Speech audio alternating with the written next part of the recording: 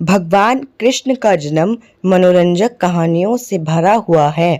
उनके पूरे जीवन की तरह यह बात द्वापर युग की है, जब धरती पर अधर्म का बोझ पड़ता जा रहा था।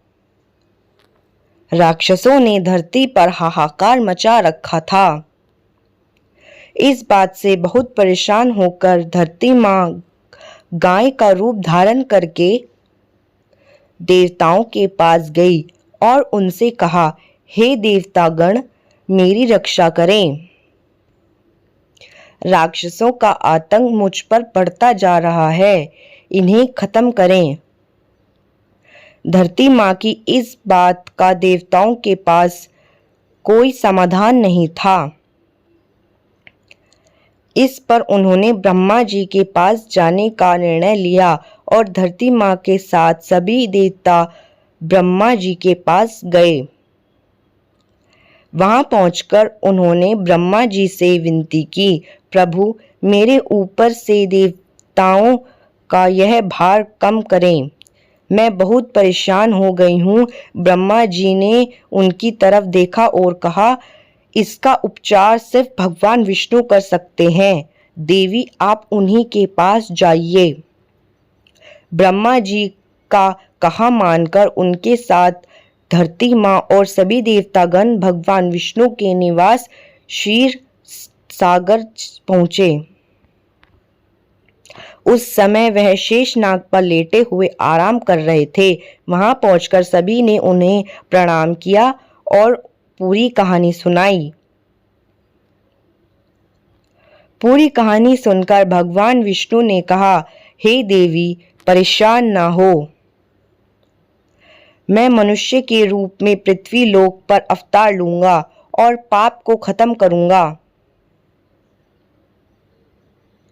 उनकी यह बात सुनकर धरती माँ खुशी खुशी वहां से चली गई। इधर मथुरा में राजा उग्रसेन राज किया करते थे। वे दयालु राजा थे, लेकिन उनका बेटा कंस बहुत अत्याचारी और लालची था। उसे राजगद्दी का बहुत मोह था। एक दिन उनसे अपने बल से राजा उग्रसेन को सिंहासन से उतारकर जेल में डाल दिया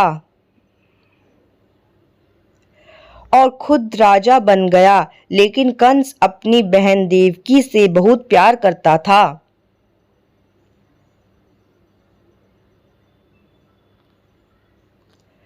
एक दिन देवकी की शादी राजा शूरसेन के पुत्र वासुदेव के साथ हुई। शादी के बाद जब कंस देवकी को विदा करने लगा,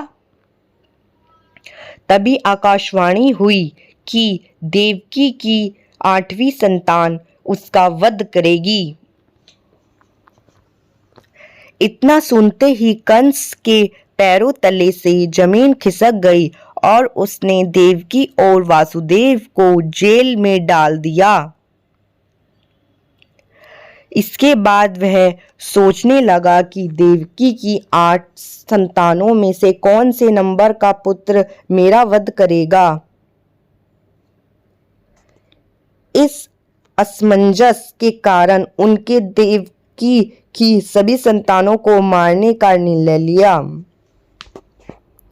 एक एक करके उसने देवकी की 6 संतानों को एक चट्टान पर पटक कर मार डाला।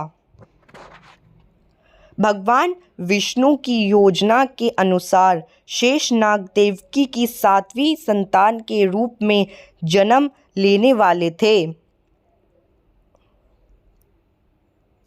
जब देवकी 7वीं संतान से गर्भवती थी तो देवताओं और भगवान ने तरकीब से उनका गर्भपात करवा दिया।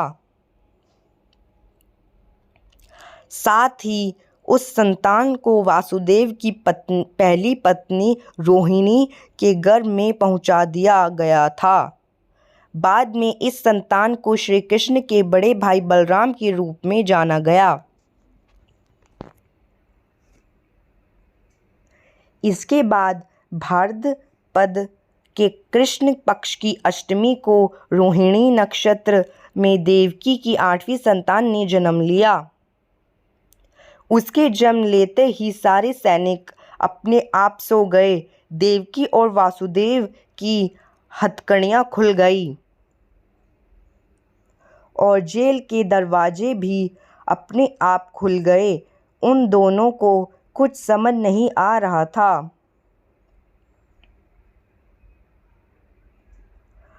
और तभी आकाशवाणी हुई कि इस पुत्र को गोकुल में नंद बाबा के यहाँ छोड़ आओ।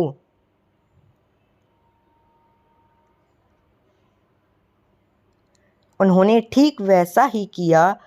उन्होंने टोकरी में श्री कृष्ण को लौटाया और यमुना नदी के पार गोकुल में छोड़कर आ गए।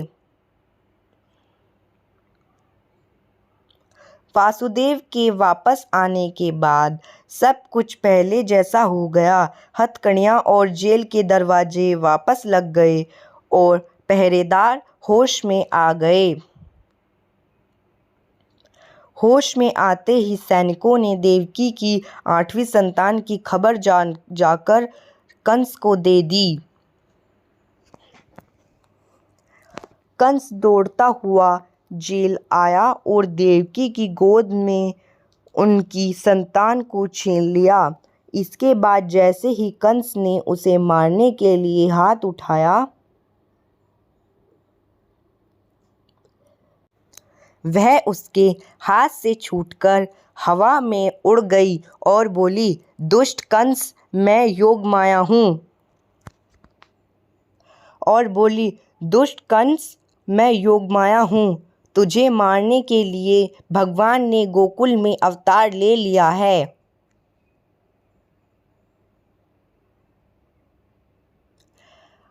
अब तेरा अंत निश्चित है। इसके बाद श्री कृष्ण को मारने के लिए कंस ने कई राक्षसों को गोकुल भेजा,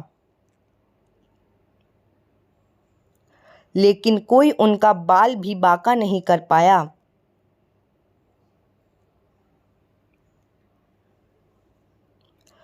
अंत में उन्होंने कंस का संहार किया और मथुरा को उसके आतंक से आज़ादी दिलाई।